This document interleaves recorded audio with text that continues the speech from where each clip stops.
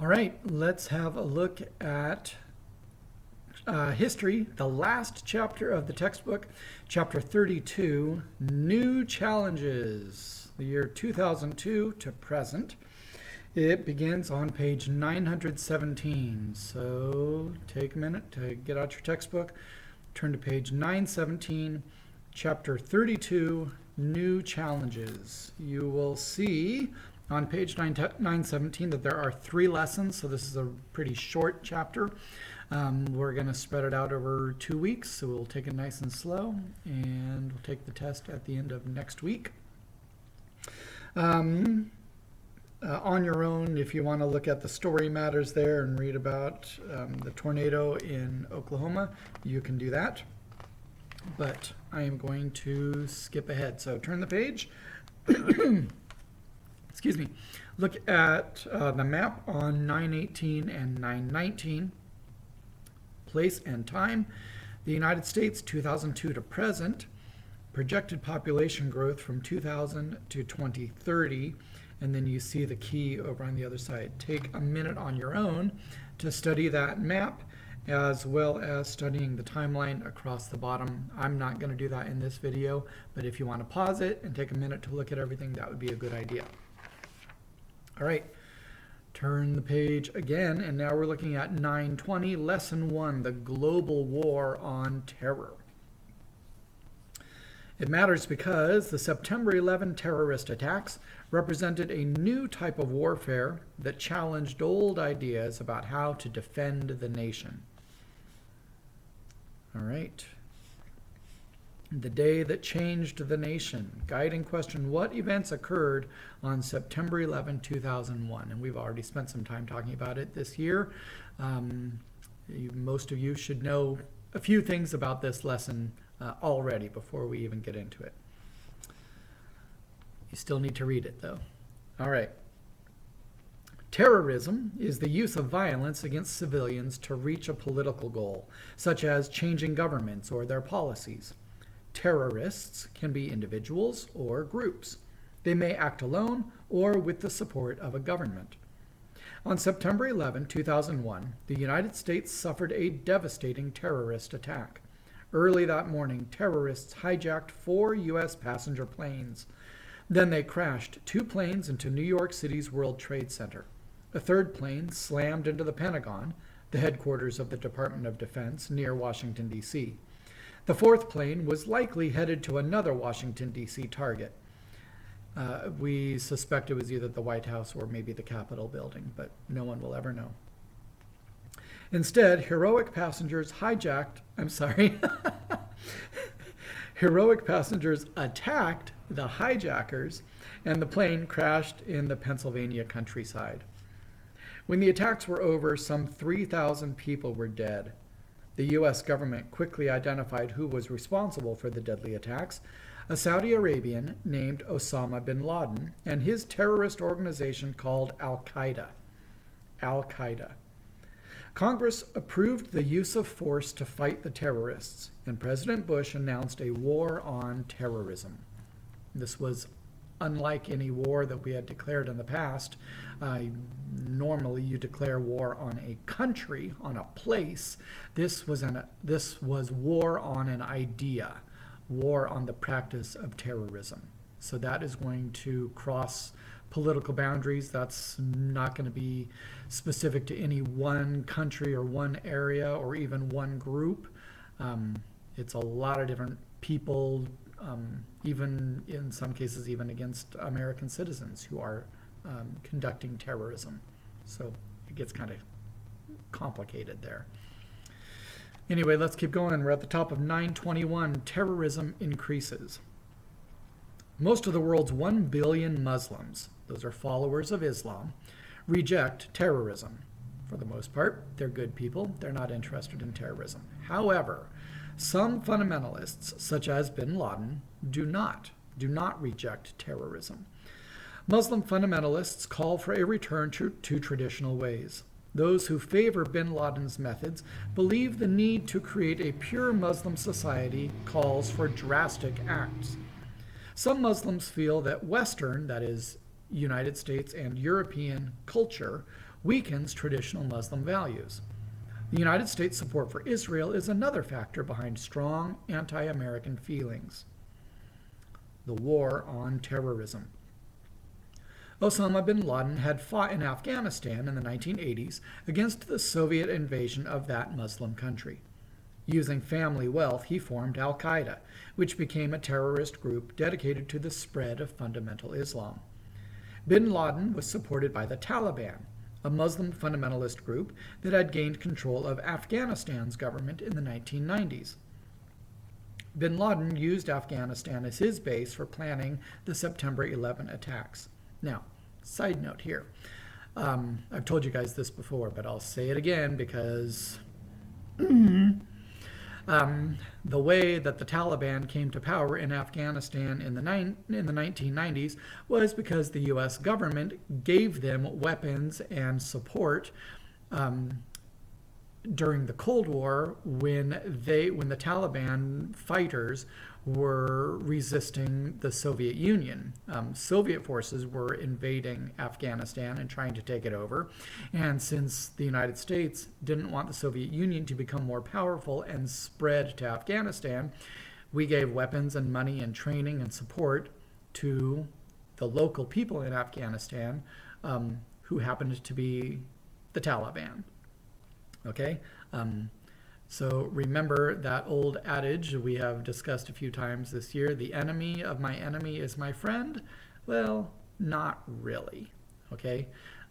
Just because you have a common enemy doesn't mean that you really are on the same side. So we supported the Taliban, and then the Taliban supported Osama bin Laden. So how's that for a nice big thank you? Anyway. I was going to say I digress, but I don't because this is totally relevant. At any rate, let's keep reading. All right, after September 11, President Bush demanded the Taliban turn over bin Laden and his followers and shut down all terrorist camps. When Taliban leaders refused, the U.S. military, aided by forces from several other countries, attacked Afghanistan. By December, the Taliban government had collapsed. The surviving Taliban fled into Afghanistan's mountains. Fighting with Taliban forces continued. Meanwhile, bin Laden escaped. And really, that sentence is okay. Bin Laden did escape, but fighting with Taliban forces continues still even now in 2020. Let's keep going. 922. To protect the United States against further terrorist attacks, President Bush created a new federal agency, the Office of Homeland Security. In late October, Congress passed and the President signed into law the Patriot Act to combat terrorism. The law expanded the power of federal agents to tap telephones and track internet usage in the hunt for terrorists. This is where it gets seriously sketchy. It also permitted agents to conduct secret searches of a suspect's home or office without giving prior or earlier notice to the owner of the property, even if they are Americans. It is totally unconstitutional for the American government to spy on American citizens, and yet Congress approved this, the president passed it into law, and it's still there are still a lot of people who think it was the right thing to do and that it was necessary and that it was okay for the government to do this. But that is the Patriot Act. War in Iraq. The September 11 attacks raised fears that terrorists might acquire nuclear, chemical, or biological weapons and use them against Americans. President Bush claimed that Iraq's leader, Saddam Hussein, had such weapons of mass destruction and could supply them to terrorists. In 2003, a group of countries, led by the United States, invaded Iraq. Their forces quickly defeated the Iraqi army and drove Hussein from power. Hussein was later captured. The fighting did not end, however. Insurgents, or rebel groups, attacked the U.S.-led troops. The insurgents tried to defeat U.S. efforts to establish a democratic government. Some insurgents had ties to Saddam Hussein, al-Qaeda, or other extremist groups. Iraq also was torn by religious and ethnic divisions. Its Shia Muslims belong to one of the two main branches of Islam. Its Sunni Muslims belong to the second branch. Kurds are an ethnic minority who live mostly in northern Iraq. Hussein's fall sparked fighting among these groups.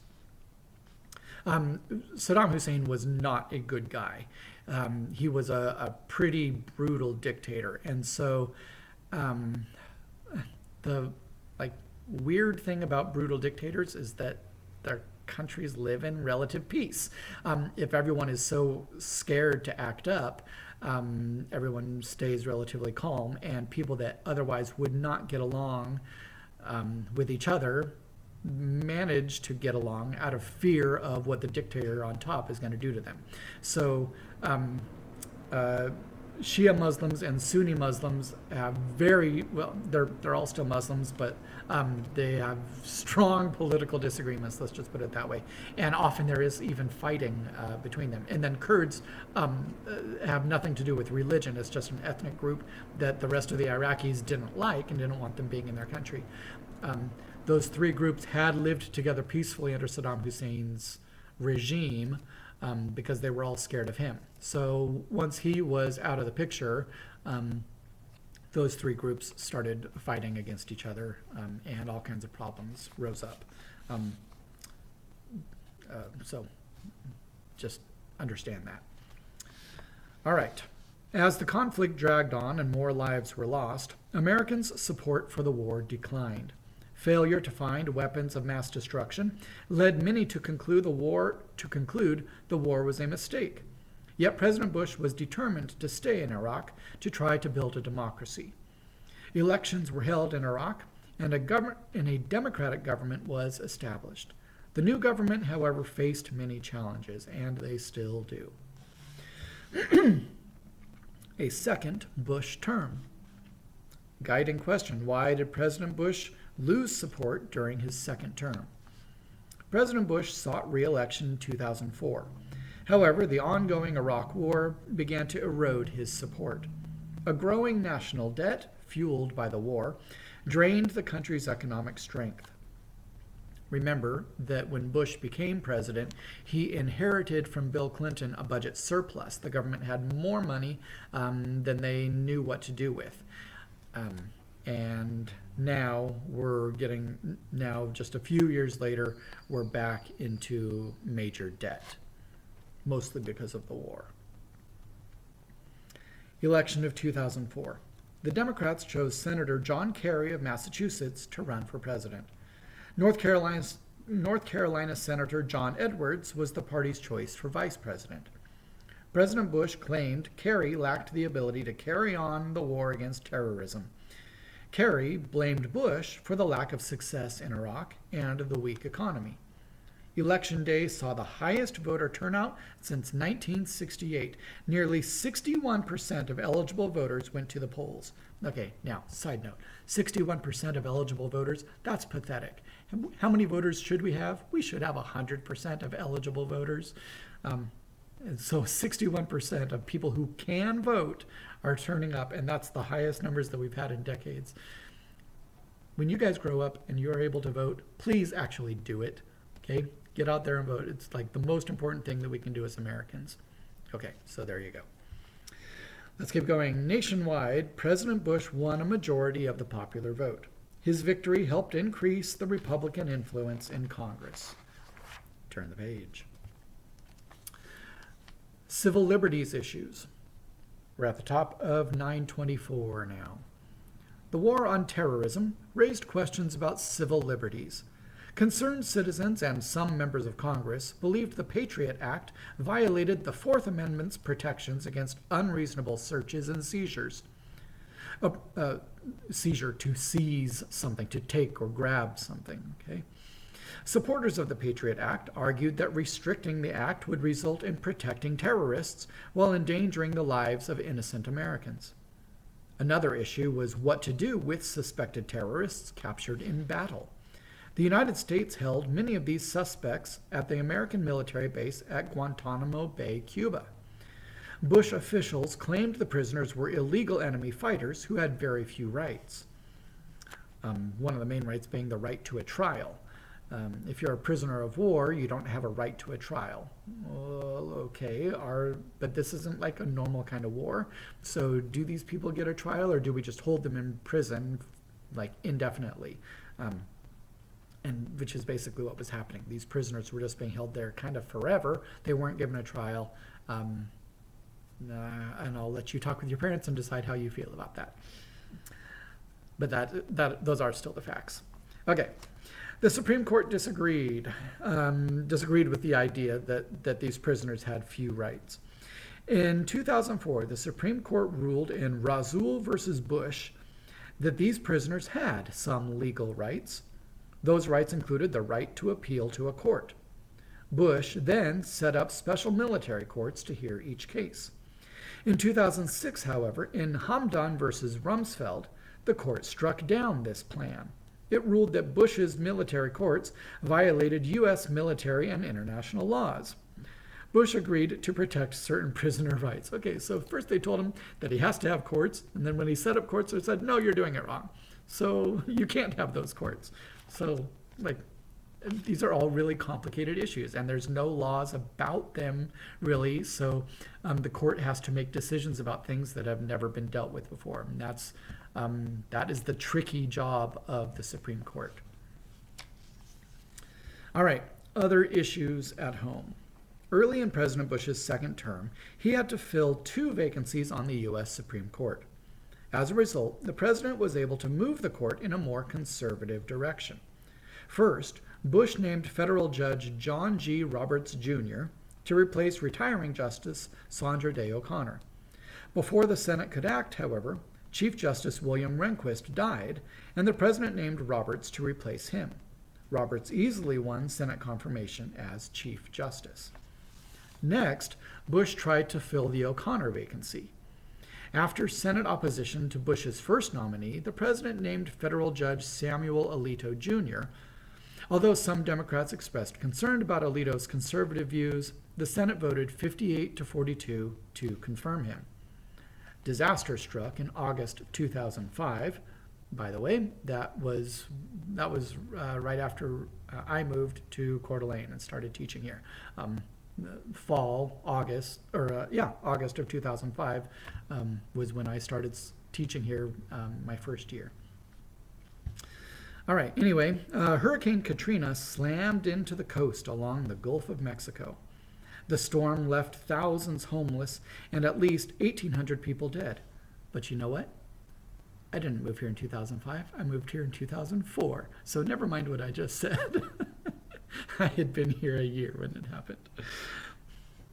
Hurricane Katrina slammed into the coast along the Gulf of Mexico. The storm left thousands homeless and at least 1,800 people dead. The city of New Orleans suffered great damage.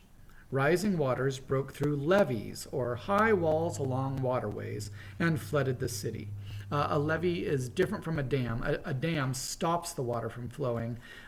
Levees reinforce the sides of the waterway so that the water doesn't spill over into overflow out of the river or canal or whatever. Okay, so broke through. So those levees broke. All the water rushed into the city and flooded it. Many Americans wondered why national, state, and local governments failed to respond more quickly. As criticism mounted, President Bush promised federal funds to rebuild New Orleans. Okay, remember, federal funds, that's national money for the whole nationwide government rather than state funds or local funds. In 2006, President Bush called for immigration reform, but the 2 houses of Congress disagreed over how to go about it. The Senate bill allowed undocumented aliens who grew up in the United States and graduated from high school to apply for citizenship. The House did not support any agreement that allowed unauthorized aliens to live and work in the country. House members called for the United States to build a wall along its foreign border.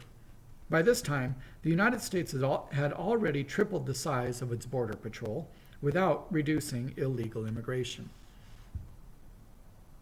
Keep in mind, I really hope you guys understand this already, but keep in mind that an alien is just someone foreign, someone or something from another place. So there's like space aliens, and then there's like Mexican aliens, okay? And it's just that they're foreigners, they're from another place, okay? So when we talk about undocumented aliens or illegal aliens, we are not talking about extraterrestrial space creatures. I really hope you guys all understood that already. All right, the elections of 2006. In 2006, voters made clear their unhappiness with President Bush's policies. The Democrats won control of both houses of Congress for the first time since 1992. House Democrats elected Nancy Pelosi to be the first female Speaker of the House of Representatives. Troop surge in Iraq. The day after the election, Secretary of Defense Donald Rumsfeld, a chief planner of the Iraq War, resigned. Bush chose Robert Gates to replace Rumsfeld and put a new commander, General David Petraeus, in charge of the forces in Iraq. The president then announced a surge or rapid increase of some 30,000 more troops in Iraq. As a result of growing violence between different groups in Iraq, Bush and top military leaders believed they needed to increase the number of American troops in Iraq. They believed that a surge of troops would reduce the violence and provide better security for Iraq's government and population. House Democrats criticized this new strategy. They criticized his new strategy, that's Bush's new strategy. They called for him to set a definite or specific timetable for pulling U.S. troops out of Iraq. By the fall of 2008, violence in Iraq had been sharply reduced. That same year, the president signed the timeline for total U.S. withdrawal from Iraq. By August 2010, the number of U.S. troops was reduced to about 50,000. Their job was primarily to train Iraq troops. Economic recession. In 2007, a major financial crisis developed. Millions of Americans lost their homes and jobs. Financial institutions failed. Many large companies reported record losses. After years of running a cash surplus, Social Security, which depends on the contributions of workers, began running a deficit, and we've talked about this before. In 2008, the economy became the most important issue for voters, as it usually is. All right, your assignment for today is the Lesson 1 review, questions 1 through 5. For 1 and 2, just define those terms, okay? Terrorism, insurgent, levy, and prior notice. Just write out the definitions. Just be sure to write each one as a sentence. Terrorism is whatever. An insurgent is, a levy is, prior notice is, or prior notice means, okay? And then 3, 4, and 5, just the way they're written. All right. See you later.